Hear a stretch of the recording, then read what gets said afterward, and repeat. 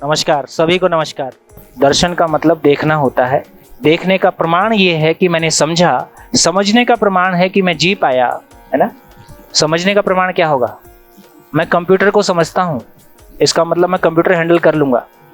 मैं मानव को हैंडल नहीं कर पा रहा हूँ, इसका मतलब मैं मानव को समझता हूँ कि नहीं समझता हूँ। मैं मानव को हैंडल नहीं कर पाया और उसको स्किल दिए जा रहा हूँ। अभी भाई जी से बात हो रही थी तो इंटरनेशनल लेवल की कोडिंग बच्चों को सिखाएंगे। ये इंटरनेशनल लेवल के वो क्या होते हैं, वो टोपी पहन के हैकर्स। तो पता चला इंटरनेशनल लेवल के हैकर्स तैयार कर दिए हमने।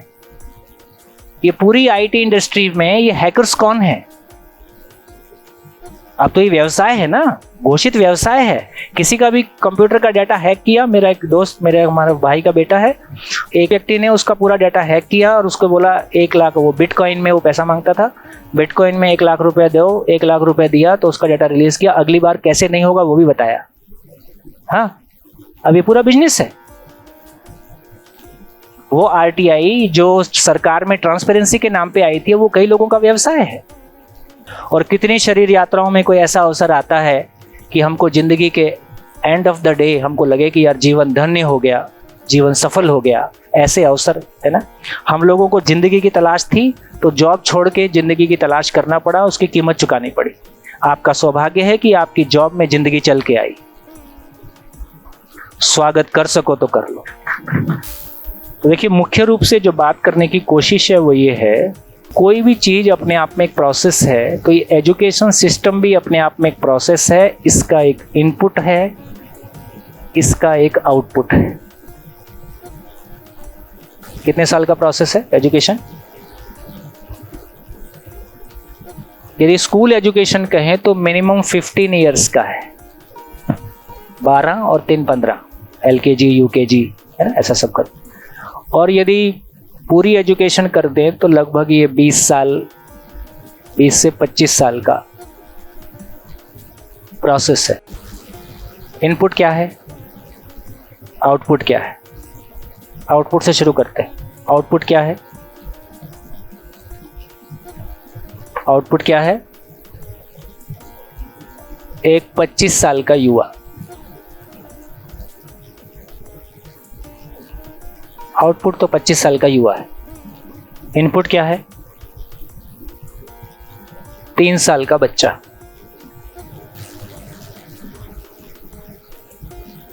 इसके पैरामीटर्स क्या हैं? एक तरफ पेरेंट्स है, एक तरफ समाज है, एक तरफ सिस्टम है, इसको आप MHRD, SCRT, NCRT, और एक तरफ टीचर्स।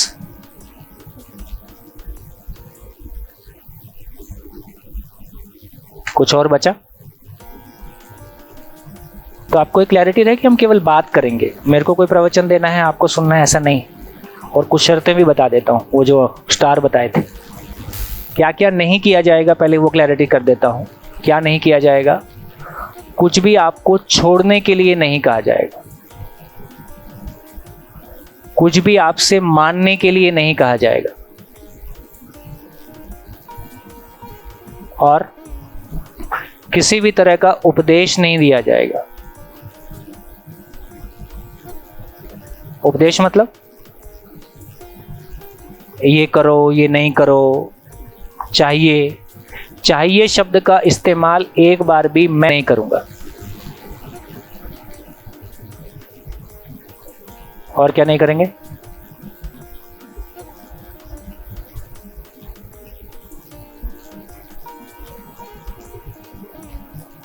थोड़ा ध्यान देके देखिए कि कोई चीज छोड़ने के लिए ना कहा जाए, कोई चीज मानने के लिए दबाव ना बनाया जाए, कोई भी चीज मानना नहीं है ऐसा किया जाए, कोई भी उपदेश ना दिया जाए, और चाहिए शब्द का प्रयोग ना किया जाए, तो आप अपने घर में अपने घर के लोगों के साथ में क्या बातचीत करेंगे? उसके बाद मौन रहने के अलावा कुछ नहीं बचेगा। सही अर्थों में संवाद तो इसके बाद शुरू होता है। संवाद का गरिमा, संवाद की मर्यादा है कि जब हम सही अर्थों में दूसरे के ऊपर कोई दबाव नहीं बना रहे, है ना, उसकी इमेजिनेशन को उसकी फ्रीडम के साथ, जब नेचर ने फ्रीडम ऑफ थॉट दिया है और हम उसकी इमेजिनेशन को बाधित करें, ये हम नेचर के नियम को वायलेट कर रहे हैं। नेचर ने हमारी कल्पनाशीलता को बाधित किया है कि स्वतंत्र दिया है? हम कुछ भी सोचें उसके ऊपर कोई रोक है क्या? अच्छा सोचें बुरा सोचें, तो नेचर ने हमारे को फ्रीडम ऑफ थॉट दी है। यदि नेचर ने हमको फ्रीडम ऑफ थॉट दिया है तो हमारा शिक्षा का मैकेनिज्म उसका सम्मान करे या उसको बाधित करे? उसका सम्मान करें। हम अपने परिवार के लोगों की सोच का सम्मान करें कि उसको बाधा करें? तो सही अर्थों में देखा जाए तो संवाद की महिमा है, या संवाद की तो परिभाषा ही है कि ये 4 काम ना किए जाएं उसके बाद संवाद शुरू होता है। तो ये ऐसा हम बात करेंगे। मैं कह रहा था कि अभिभावक, शिक्षक, समाज और सिस्टम, इनके अलावा और कुछ दिखाई देता है? और कोई पैरामीटर्स हैं जो साथ में लगे हुए हैं?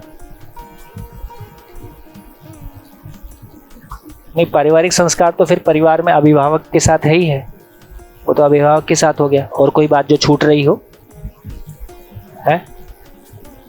ज्योग्राफिकल कंडीशंस की बात करेंगे तो शायद वो समाज में इंक्लूड कर लें, है ना? समाज में उसको इंक्लूड कर लें। कोई भी समाज एक जमीन, एक भूखंड पे ही रहता है और उसकी भौगोलिक परिस्थितियां उसके साथ ही होती। और कोई चीज छूट रही हो?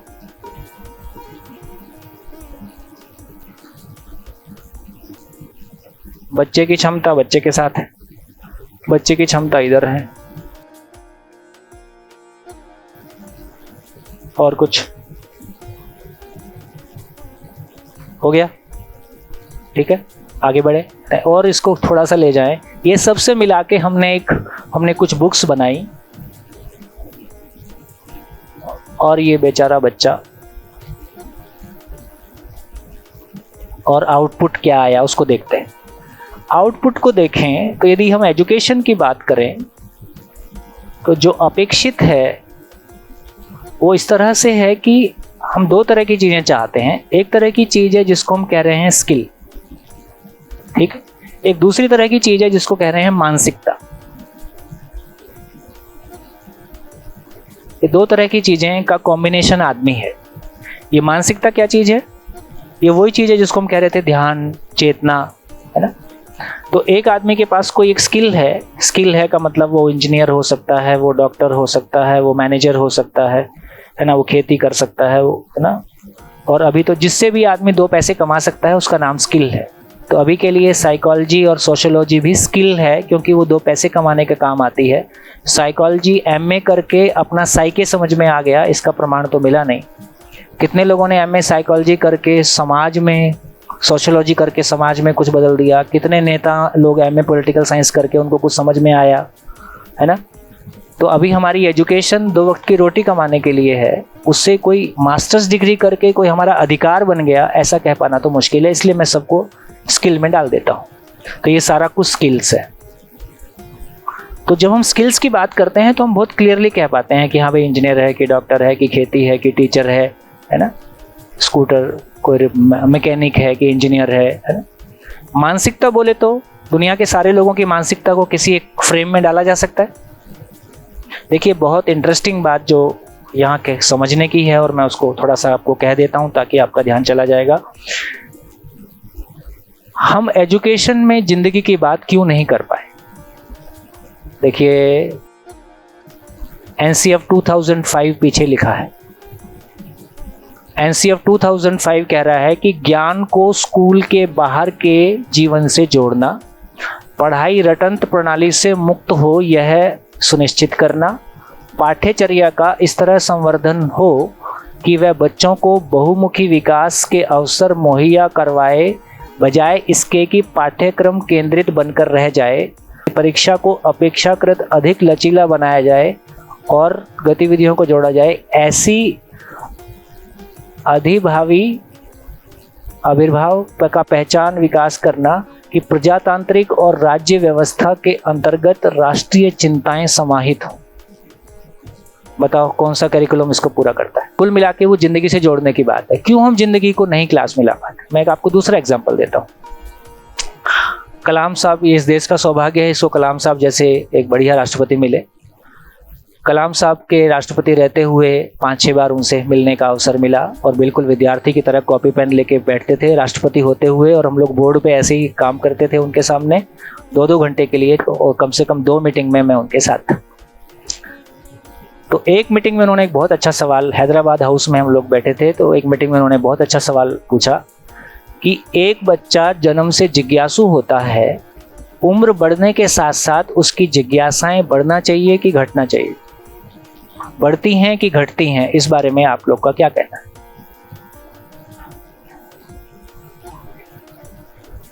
नई जन्म लेते हैं, है ना? तो कौन सी जिज्ञासाएं शांत हो जाती हैं और कौन सी जन्म लेती है वो मैं बताऊंगा अभी थोड़ी देर में, है ना? लेकिन ये तो समझ में आता है कि इन जनरल एक बच्चा बचपन में जितने क्वेश्चन की जो उसकी रेंज है, वो रेंज बढ़ रही है कि रेंज सिकुड़ रही है? सिकुड़ रही है। अब रेंज एक ही है, पैकेज, अब रेंज एक ही है।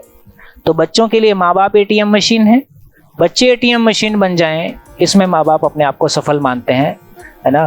तो 30 लाख का पैकेज लग गया, 50 लाख का पैकेज मिल गया, अल्टीम उपलब्धि के रूप में हम ये मान रहे हैं। इसका मतलब है कि एक पूरे एग्जिस्टेंस को, अच्छा ये दुनिया किसने बनाई, ये क्वेश्चन कोई बहुत फिलॉसफिक क्वेश्चन है कि ये आम आदमी का क्वेश्चन है? आम आदमी का क्वेश्चन है। दुनिया बनाने वाले काहे को दुनिया बनाई, है ना? पुराना गाना है, एक बहुत हिट गाना है, ठीक है?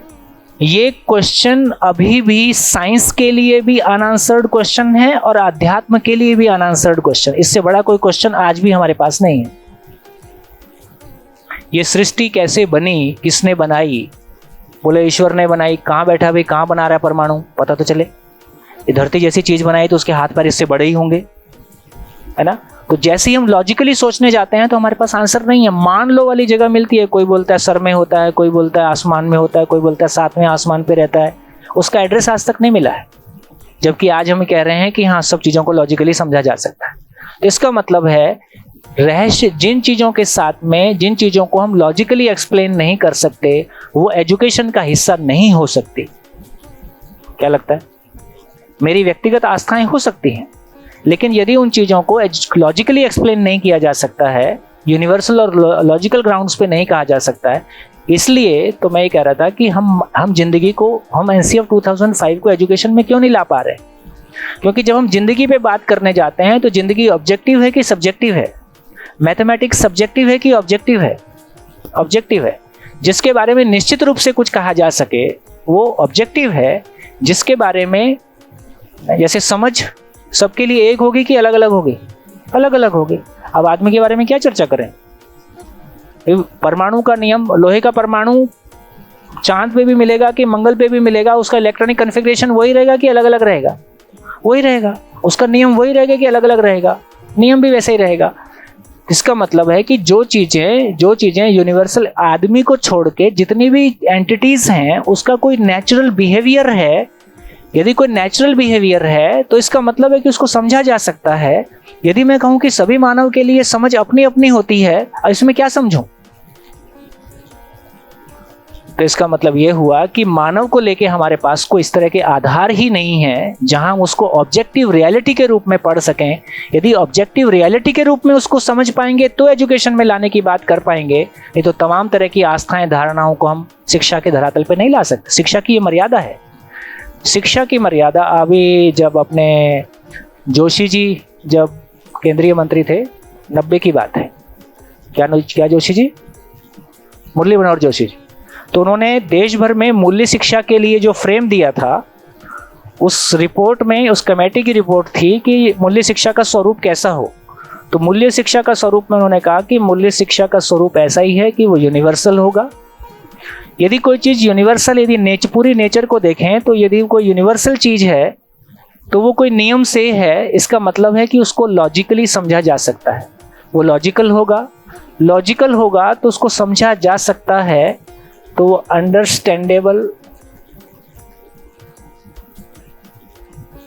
अंडरस्टैंडेबल होगा। यदि वो ऐसा होगा तो लिवेबल होगा, उसको जिया जा सकता है, उसको प्रैक्टिस किया जा सकता है। वो प्रैक्टिसेबल होगा। प्रैक्टिसेबल किसी एक के लिए होगा कि सभी के लिए होगा? तो सभी के लिए होगा। वो रेप्लिकेबल होगा। रेप्लिकेबल है, हेंस वेरीफाइबल है। ये शिक्षा की मर्यादा है। यदि शिक्षा के प्लेटफॉर्म पे किसी बात को होना है तो it has to be universal, logical, understandable, practicable, replicable, hence verifiable. कैसा लगता है ये बात उचित लगती है? क्योंकि जब हम शिक्षा के धरातल पे बात कर रहे हैं तो सभी शिक्षा एकमात्र प्लेटफॉर्म है पूरे वर्ल्ड में जहां सभी देश, धर्म, जाति, जेंडर के बच्चे किसी एक क्लासरूम में एक साथ बैठ के पढ़ते हैं, है ना। तो सबकी, मानव के बारे सभी धर्मों में कुछ कहा गया है, सभी धर्मों में कुछ कहा गया है तो सभी बोलेंगे भैया हमारे वाला पढ़ाओ। ये प्रॉब्लम आती ही है। तो जब भी हम शिक्षा में मानव को, जिंदगी को लाने की बात करते हैं तो उसके ऊपर तुरंत राजनीति शुरू होता ही है, तुरंत अपोजिशन आता ही है, तुरंत झंझट शुरू होता ही है। कलाम साहब के समय रहते हुए उन्होंने एक प्रोजेक्ट कंसीव किया था, उसको वो पूरा बोलते थे, पूरा, PURA, providing urban facilities in rural areas. संयोग से उस समय हमारे IITs के साथ में काफ़ी अच्छे रिलेशन हुआ करते थे, काफ़ी सारे लोग थे हमारी पहचान के और हम लोग इस तरह का काम करते थे। तो रायपुर में जब वो प्रोजेक्ट छत्तीसगढ़ में गया तो वो डायरेक्टली हमारी टीम को हैंड ओवर किया गया कि आप इसको इम्प्लीमेंट करो। हमने प्रोजेक्ट को स्टडी किया तो हमको पता चला कि उसमें ह्यूमन कंपोनेंट एड्रेस नहीं हो रहा है। तो हमने उस टीम को बताया कि देखो, यदि ह्यूमन कंपोनेंट एड्रेस नहीं हो रहा है तो तमाम रूरल एरियाज़ में इंडस्ट्री के जाने से जो प्रॉब्लम आती है वो इसमें भी आएंगी। हम अच्छा सोच रहे हैं लेकिन ऐसा होने वाला नहीं है। संयोग से बाद में फिर कलाम साहब से मीटिंग होने लगी। जब कलाम साहब से आमने सामने मीटिंग हुई तो हमने कहा कि आपके प्रोजेक्ट में ह्यूमन कंपोनेंट मिसिंग है। तो उन्होंने खुद ये कहा कि मेरी खुद की ये तलाश है, इसलिए आप देखते हो कि मैं, कलाम साहब के समय आपको याद होगा तमाम धर्म गुरुओं से मिला करते थे। तो बोले मेरी तलाश है कि हम किसी ऐसी चीज़ को ला पाएँ जो यूनिवर्सल हो, लॉजिकल हो। इसलिए जब वो जीवन विद्या के संपर्क में आए तो उन्होंने इस बात को बहुत मतलब मीटिंग में मेरे से पर्सनली उन्होंने एक क्वेश्चन पूछा था कि तुमको ये जीवन विद्या नहीं मिली होती तो तुम क्या करते। ये पहला क्वेश्चन किसी ने ऐसा पूछा था।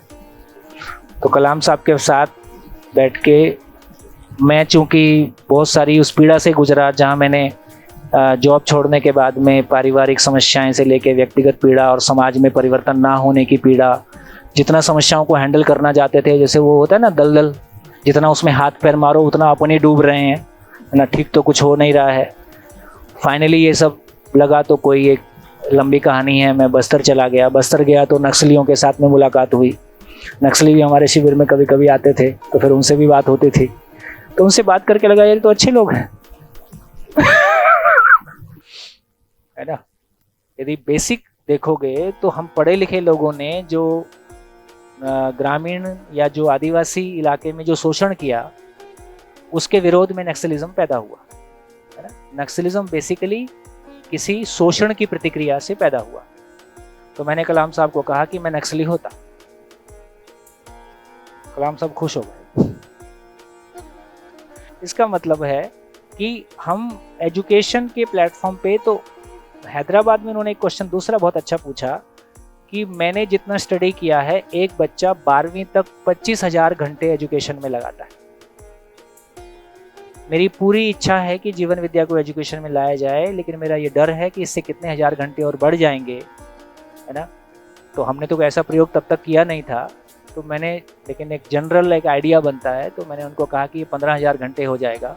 तो उन्होंने खुद 2007 में देश के नाम संदेश में 3 मिनट पूरा, आज भी वो रिकॉर्डिंग उपलब्ध है, 3 मिनट पूरा इस बात पे बोला और उन्होंने कहा कि यदि जीवन विद्या को एजुकेशन में लाया जाए तो 25,000 घंटे से घट के ये 20,000 घंटे हो जाएगा। तो इसका मतलब है कि समझने का जो कंटेंट है वो बहुत बड़ा नहीं है। देखो, जब हम इंजीनियरिंग में पढ़ते थे, जो इंजीनियरिंग मैथमेटिक्स था अब वो 11th-12th में आ गया। जो रोबोटिक्स हम इंजीनियरिंग कॉलेज में पढ़ रहे थे वो स्कूल में ले, हम इतना ही कर रहे हैं कि जो ऊपर पढ़ाया जा रहा था उसको नीचे ले आ रहे हैं। कोडिंग जो कभी कॉलेज में करते थे इंजीनियरिंग कॉलेज में, वो स्कूल में वो स्कूल में आ गई। तो हम कोडिंग करके या तमाम ये चीज़ें करके हम सोच रहे हैं कि हमने कुछ अच्छा किया, इतना देर से दिया। जब हम इंजीनियरिंग करके जॉब में गए तो हमको लगा कि यार इंजीनियरिंग बेकार की थी, ये काम तो 12th करके बता देते, मैं वैसे ही कर लेता। ये बात ठीक है ना। तो ये बात ठीक है कि बहुत सारा टाइम वेस्ट हो रहा है, लेकिन फाइनली जहाँ प्रॉब्लम है यदि वहाँ हिट कर पाएंगे तो शायद ये रिजल्ट बहुत बड़े हो पाएंगे। जितनी मेहनत की जा रही, जितनी मेहनत एक बच्चा करता है, 20 साल और 20 से 50 लाख एक बच्चा खर्च करता है ना। और फाइनली जब वो कॉलेज के बाहर आ रहा है तो क्या प्रोडक्ट बाहर आ रहा है। मानसिकता के रूप में कहें तो पूरी दुनिया की मानसिकता को 3 भाषा में समराइज किया जा सकता है। आप कहीं भी असहमत ना सहमत होने की कोशिश ना करें। कहीं भी क्वेश्चन होगा आप लिखते जाइए, बात करते जाएंगे। कुछ क्वेश्चन तुरंत एड्रेस होंगे, कुछ क्वेश्चन मैं हो सकता है ऐसे कह दूं कि इसको कल आएगा, कल बात करेंगे, लेकिन हम बात करें। तो दुनिया में सारे लोगों की मानसिकता 3 पार्ट में हम एड्रेस कर सकते हैं। एक तो ये कहेंगे कि धन के प्रति उसका दृष्टिकोण। आदमी जब भी व्यक्त होगा, धन के प्रति उसकी चेतना कैसी है, उसका दृष्टिकोण कैसा है, उसकी मानसिकता कैसी है। दूसरा बड़ा भाग है कि स्त्री पुरुष संबंध के प्रति उसकी मानसिकता कैसी है। तीसरा बड़ा भाग है कि मानव और प्रकृति के साथ वो अपने संबंध को कैसे पहचानता है, मानव और प्रकृति के साथ उसका दृष्टिकोण कैसा है। इसके अलावा दुनिया में कोई आदमी नहीं है, जब भी एक मानव व्यक्त होता है तो वो 3 ही डायमेंशन में व्यक्त होता है, चौथा है ही नहीं हमारे पास। इससे अलग कहीं हो तो बताइए। इसलिए दुनिया में जितने झगड़े आज तक हुए हैं वो जरजोरू जमीन पे ही हुए हैं। ये शब्द सुना हुआ है कि नहीं? ये बहुत परंपरा में प्रचलित है, जरजोरू जमीन। जरजोरू जमीन का मतलब, जर मतलब पैसा, जोरू मतलब स्त्री पुरुष संबंध। बेसिकली मानव के साथ संबंध का मतलब है कि मैं एक मानव को किसी धर्म के आधार पे, जाति के आधार पे, अपने से किसी देश के आधार पे, कलर के आधार पे, पैसे के आधार पे, पद के आधार पे जब भी अपने से छोटा बड़ा देखता हूँ तो कन्फ्लिक्ट शुरू हो जाता है। तो दूसरे मानव को मैं कैसे देखता हूँ, उसके साथ फिर मैं कैसा व्यवहार करूँगा। तो एक मानव के बीच में, तो मानव में समानता के स्वरूप में कैसा हमारा देखना है। और नेचर को मैं कैसा देखता हूँ, नेचर मेरे भोग की वस्तु है ऐसा देखता हूँ। ऐसे एक पूरी भारतीय ट्रेडिशन रही जिसमें नेचर को पूजने की परंपरा रही। वो पीपल की भी पूजा और नदी की भी पूजा और पेड़ की भी पूजा और जो भी कुछ, कम से कम प्रकृति को नुकसान ना पहुंचाया जाए, ऐसी एक मानसिकता। चींटी भी पैर से न मर जाए, इसका भी ध्यान रखा जाए, है ना। तो ये भी एक मानसिकता है। और पूरी प्रकृति मेरे भोग के लिए है, ये भी एक मानसिकता है। और भी कोई मानसिकता। तो कुल मिला के मानव और प्रकृति के लिए हमारी मानसिकता कैसी है। तो इसके अलावा कोई मानव का एक्सप्रेशन हो तो बताइए। जब भी एक मानव अपनी मानसिकता को व्यक्त करेगा तो वो इन 3 डायमेंशन में व्यक्त करेगा।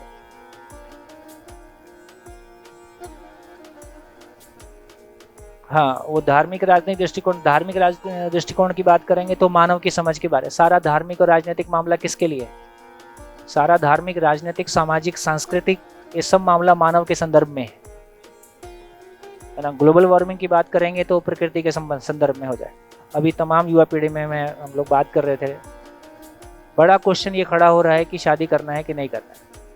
और मासेस में ये मैसेज बहुत स्ट्रांगली जा रहा है युवा पीढ़ी में कि शादी नहीं करना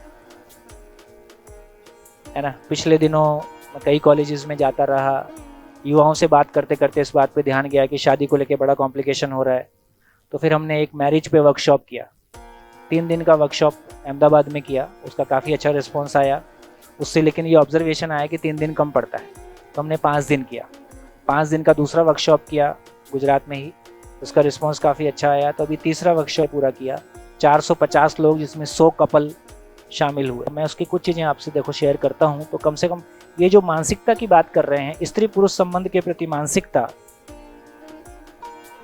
देखिए पेरेंटिंग की बात एजुकेशन का हिस्सा होगा कि नहीं होगा? होगा। पेरेंटिंग क्या है? बच्चे के लिए कोई शिविर नहीं लगाना है, बच्चे को कुछ नहीं समझाना है, बच्चा तो ऑब्जर्व कर रहा है। तो एक बच्चा अपने परिवार के लोगों को बात करते हुए देखता है, उनकी बॉडी लैंग्वेज देखता है, वो क्या चीज को। तो माँ बाप का जीना ही, परिवार के बड़े लोगों का जीना ही बच्चों के लिए पेरेंटिंग, खत्म। कोई इसमें रॉकेट साइंस नहीं है। हम एक अभिभावक विद्यालय छोटा स्कूल चलाते हैं रायपुर में। कभी ये हुआ कि वो पेरेंट्स के साथ, जब नए पेरेंट्स एडमिशन कराते हैं तो एक बार उनसे बात करने का मौका मिला। तो सभी बच्चे, माँ बाप अपनी ज़िंदगी में कोई भी कमी रह गई हो बच्चों की ज़िंदगी में ना रहे ऐसा चाहते ही हैं। तो हम बोर्ड पे लिखने लगे कि बताओ आप अपने बच्चों को कैसा देखना चाहते हैं।